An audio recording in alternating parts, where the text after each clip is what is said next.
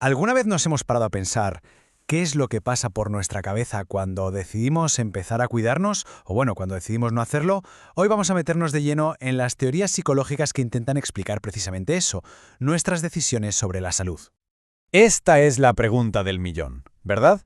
Porque, a ver, todo el mundo sabe que debería comer un poco mejor o hacer más ejercicio, pero claro, del dicho al hecho hay un trecho. Pasar de la idea a la acción es todo un mundo.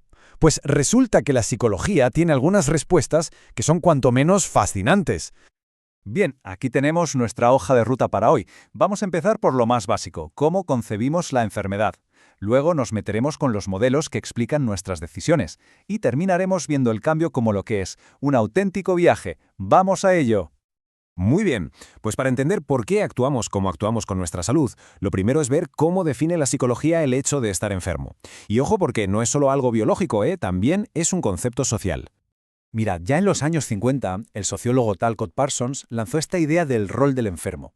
No se trata solo de tener síntomas, es asumir un papel que la sociedad reconoce, un papel que te da ciertos privilegios, como no ir a trabajar, pero que también te impone la obligación de intentar ponerte bien. Y partiendo de esa idea, un poco más tarde, Mechanic introduce el concepto de conducta de enfermedad. Esto es fundamental porque nos pone en un papel activo. O sea, no es que nos pongamos enfermos y ya está, sino que interpretamos lo que nos ocurre y en base a eso decidimos qué hacer. Venga, ahora sí que entramos en materia con el primer gran modelo predictivo. Podemos imaginárnoslo como una especie de análisis de pros y contras que hacemos mentalmente, casi sin darnos cuenta, antes de tomar una decisión sobre nuestra salud. El modelo de creencias sobre la salud básicamente lo que nos dice es que la decisión de hacer algo saludable, como por ejemplo ponerse crema solar, depende de un cálculo. Por un lado está cómo de grande vemos la amenaza, o sea, qué tan probable y grave vemos el riesgo. Y por otro, el análisis de la conducta en sí. ¿Merece la pena el esfuerzo o no?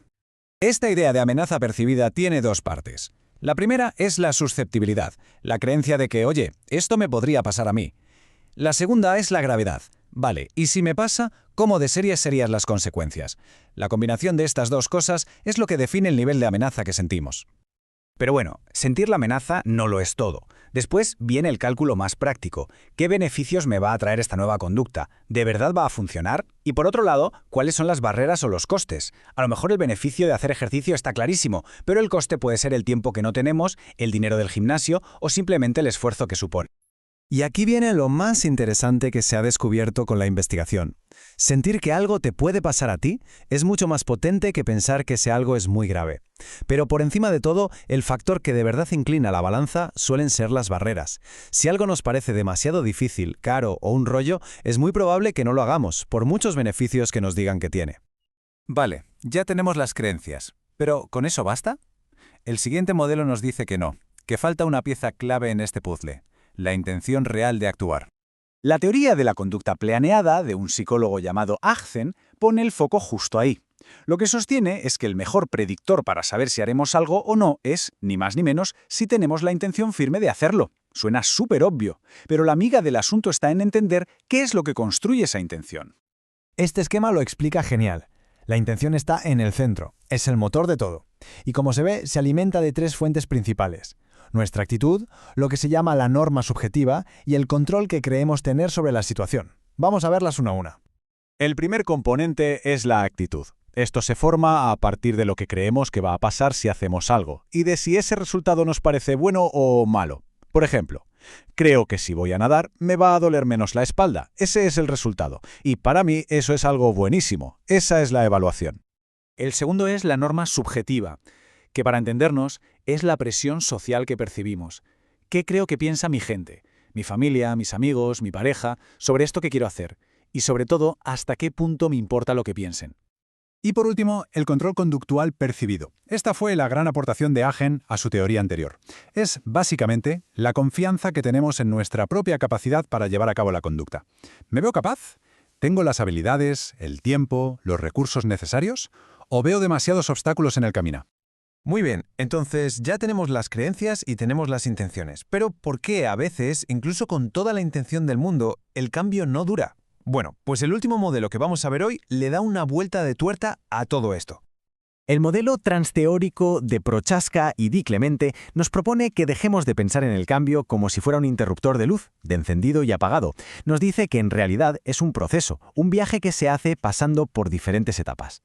Y estas son las 5 famosas etapas. Se empieza en la precontemplación, cuando ni siquiera se es consciente del problema o no hay ninguna intención de cambiar. De ahí se pasa a la contemplación, donde ya se reconoce la necesidad y se empieza a valorar el cambio. La preparación es como la antesala, donde se hacen pequeños gestos y planes más concretos. Luego viene la acción, que es cuando ya se está haciendo la nueva conducta de forma activa. Y finalmente el mantenimiento, cuyo reto es que ese cambio se sostenga a largo plazo. Y algo súper importante, este modelo considera la recaída no como un fracaso, sino como una parte más del proceso. Y aquí está la genialidad de este modelo y su aplicación práctica. A una persona que está en la etapa de precontemplación no le sirve de nada que le demos un plan de acción detallado. Lo que necesita en esa fase es información para que tome conciencia del problema. Cada etapa necesita una estrategia diferente para poder avanzar a la siguiente. Bueno, hemos recorrido un buen trecho, desde cómo definimos la enfermedad hasta ver el cambio como todo un proceso.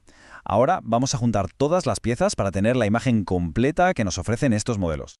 Esta cita lo resume a la perfección. Nuestras decisiones sobre la salud no son nada simples, son una mezcla compleja de lo que creemos, lo que sentimos, la confianza que tenemos en nosotros mismos, la influencia de la gente que nos rodea y el punto exacto de nuestro viaje personal en el que nos encontramos.